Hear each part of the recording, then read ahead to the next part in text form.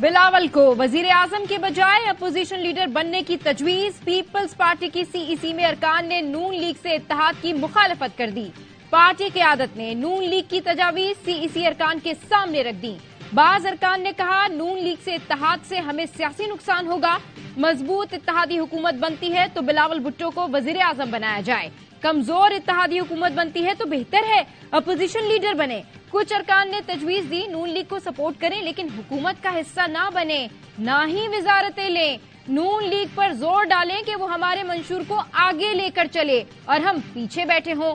ڈھائی سالہ وزیر اعظم شپ فارمولا مسترد کرنے کی تجویز، نون لیگ پر دوبارہ اس قسم کا بھروسہ کرنا مناسب نہیں ہوگا، حکومت سازی سے متعلق جلد بازی میں فیصلہ نہیں کیا جائے گا۔ ندیم افضل چند کہتے ہیں نون لیگ سے جو ہاتھ ملائے گا نقصان اٹھائے گا، پیپلز پارٹی کو اتحاد کی قیمت ادا کرنا ہوگی۔ فیصل کریم کنڈی نے کہا ہو سکتا ہے ہم نون لیگ کا وزیر اعظم بنائیں اور اپوزیشن میں بیٹھیں۔ نواز شریف نے حکومت سازی کے لیے فضل الرحمان سے تعاون مانگ لیا۔ لیگی قائد کے ٹیلی فون کے بعد جے یو آئی کے سربراہ اسلام آباد پہنچ گئے۔ چند دن میں نواز شریف سے ملاقات متوقع۔ نواز شریف کی چودھری شجاعت حسین سے ملاقات آئندہ ہفتے ہوگی۔ ایم کیو ایم نے ساتھ چلنے کے لیے آئینی ترامیم کی شرط رکھ دی۔ لیگی قیادت سے ملاقات کل ہوگی۔ ایم کیو ایم رہنما کا آج رات قاف لیگ اور جے یو آئی قیادت سے ملاقات کا امکان۔ امین الحق کہتے ہیں بیرسٹر گوہر فون کریں گے تو بات آگے بڑھے گی۔ شہباز شریف سے 5 آزاد اراکین اسمبلی کی ملاقات، نون لیگ میں شامل ہو گئے۔ این اے 189 سے سردار شمشیر مزاری، پنجاب اسمبلی سے عمران اکرم، سہیل خان، حضر حسین مزاری اور صاحبزادہ محمد غزین عباسی شامل۔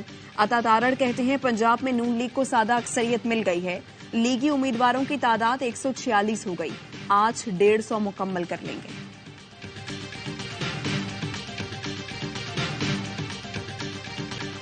سب سے زیادہ نشستیں جیتنے والے ہی دھاندلی کے الزامات لگا رہے ہیں، لیکن کسی کے پاس کوئی ثبوت نہیں۔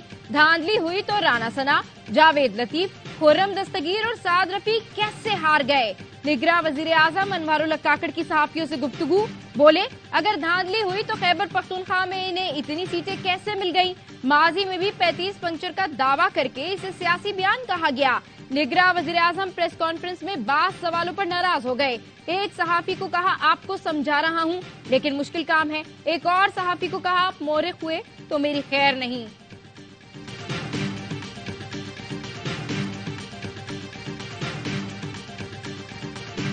الیکشن کمیشن نے این اے 71 سیالکوٹ سے خواجہ آصف کی کامیابی کا نوٹیفیکیشن روک دیا۔ ریحانہ ڈار کی درخواست پر آر او کو نوٹس جاری، سماعت 14 فروری کو ہوگی۔ الیکشن کمیشن نے این اے 51 اور پی پی 6 کے حتمی نتائج روک دیے۔ راولپنڈی کے 4 قومی 2 صوبائی حلقوں کے نتائج روکنے کا حکم، این اے 52، 53، 56، 57، پی پی 6 اور 17 کے نتائج بھی روکنے کا حکم۔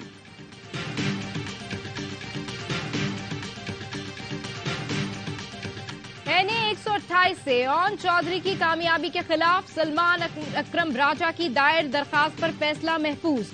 لاہور ہائی کورٹ کی آر او کو تحریری جواب جمع کرانے کی ہدایت۔ لاہور میں مریم نواز کے حلقے کے نتائج روکنے کی درخواست۔ ہائی کورٹ نے درخواست قابل سماعت ہونے یا نہ ہونے سے متعلق فیصلہ محفوظ کر لیا۔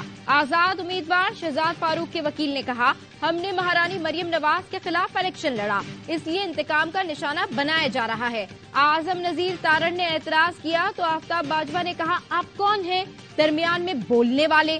میں نے مہارانی کہا ہے، نوکرانی نہیں۔ وکلا کی تلخ کلامی پر عدالت کا اظہار ناراضی، مقدمات متعلقہ فورم پر چیلنج کرنے کا حکم۔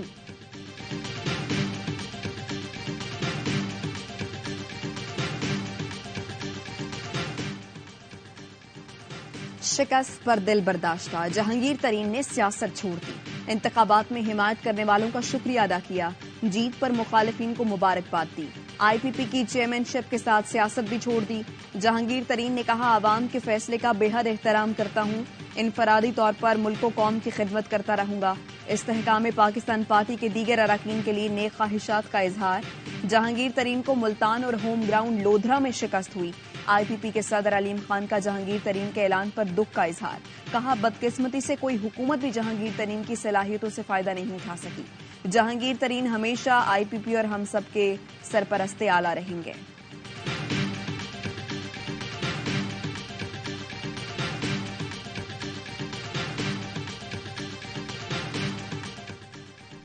انتخابات میں شکست، سراج الحق نے پارٹی عمارت چھوڑ دی۔ بھرپور کوشش اور محنت کے باوجود انتخابات میں مطلوبہ کامیابی نہیں دلا سکا۔ انتخابات میں ناکامی کو قبول کر کے استعفیٰ دیتا ہوں، سراج الحق کا بیان۔ جماعت اسلامی نے شورا کا اجلاس 17 فروری کو طلب کر لیا۔ جماعت اسلامی کے نئے امیر کے لیے انتخابی عمل 31 مارچ کو مکمل ہوگا۔ پورا سندھ زرداری کو دینا تھا تو یہ 2 سیٹیں بھی واپس لے لو۔ جی ڈی اے کے سربراہ پیر پگارا نے الیکشن نتائج کے خلاف احتجاج کا اعلان کر دیا۔ میڈیا سے گفتگو کرتے ہوئے پیر پگارا نے کہا انہیں کہا گیا زرداری سے اتحاد کر لو، سیٹیں مل جائیں گی۔ کہا گیا جی ڈی اے کے سامنے 0، ایم کیو ایم کے سامنے 15 لکھا ہوا ہے۔ بانی پی ٹی آئی میرا رشتہ دار نہیں، لیکن نوجوانوں کو سلام پیش کرتا ہوں۔ عزت اور انصاف نہ ملا تو پرامن احتجاج کریں گے۔